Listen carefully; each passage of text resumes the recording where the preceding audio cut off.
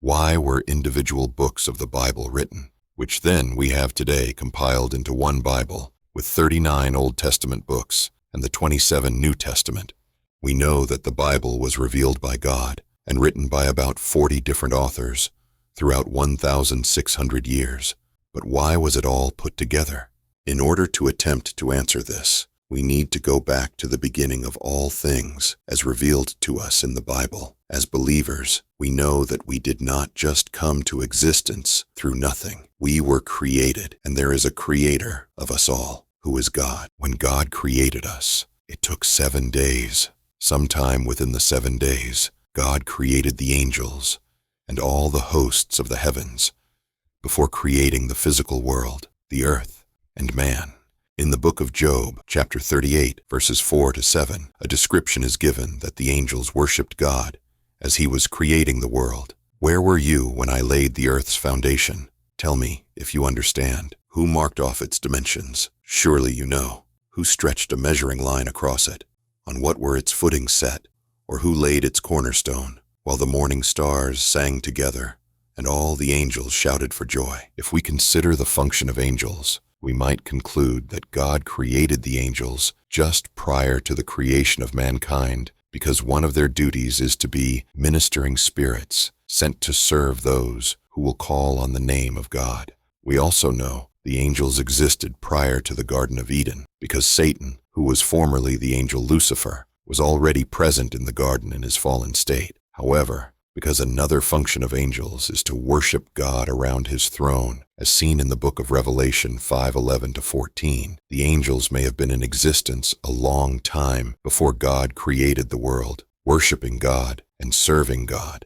Although the Bible does not specifically say when God created the angels, it was sometime before the world was created. Whether this was a day before or billions of years before, the way we understand time through our human knowledge, we cannot be sure. Therefore, because essentially the angels' duties were to worship, serve, and minister to God's creation, one specific angel found himself with too much pride to obey and perform the duties he was created for. He did not want to serve and worship, but he wanted to be served and worshipped. He saw the glory of God and wanted it for himself. As we mentioned, this was Lucifer, who then became Satan. In the book of Ezekiel, chapter 28, verses 12 to 19, God reveals this to us about Lucifer. You were the seal of perfection, full of wisdom and perfect in beauty. You were in Eden, the garden of God. Every precious stone adorned you: carnelian, chrysolite and emerald, topaz, onyx and jasper, lapis lazuli, turquoise and beryl. Your settings and mountings were made of gold. On the day you were created, they were prepared. You were anointed as a guardian cherub, for so I ordained you. You were on the holy mount of God. You walked among the fiery stones. You were blameless in your ways, from the day you were created, till wickedness was found in you. Through your widespread trade, you were filled with violence, and you sinned. So I drove you in disgrace from the mount of God, and I expelled you, guardian cherub, from among the fiery stones. Your heart became proud on account of your beauty, and you corrupted your wisdom because of your splendor. So I threw you to the earth. So by the time God finished his 7 days of creation, and Adam and Eve, the first humans, came to exist, Satan was already on earth, and with him, his sinful nature, and some angels, he convinced, could also be worshipped like God and be God themselves. Satan's plan was revealed in the book of Isaiah, chapter 14, verses 12 to 17, him saying, I will ascend into heaven. I will exalt my throne above the stars of God. I will also sit on the mount of the congregation on the farthest sides of the north. I will ascend above the heights of the clouds. I will be like the Most High. God's creation was perfect. God made the heavens and earth, animals and humans, Adam and Eve, and God placed Adam and Eve in his garden, full of splendor and beauty. God gave Adam and Eve dominion over all of the earth, and told them to touch and consume anything they please, but not to touch or eat from a specific tree found in that garden.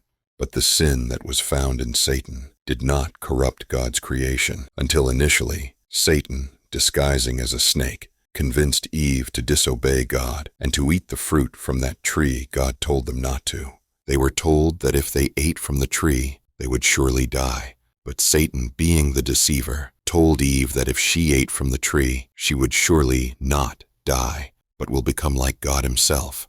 Again, we see a pattern here, which is Satan wanting to be like God and is convincing others that they can also be like God through pride and disobedience to the law, command, and order of God. But why did God not just terminate Satan right there and then? Why allow Satan to corrupt his creation? And why put that tree in the garden and tell them not to touch it, knowing that there's a probability they could touch it? Because God has a plan and purpose for everything. When God planned his creation, he gave every living being a free will, even angels, the right to choose for themselves what's good and what's bad, to be obedient, and to know the consequences of disobedience. But that plan and purpose had to be tested.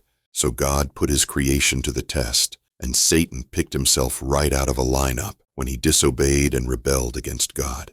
God put the same plan and purpose to the test by placing that tree in the garden and telling Adam and Eve not to touch it. So we see another pattern here. Rules are set by God, and those rules are tested.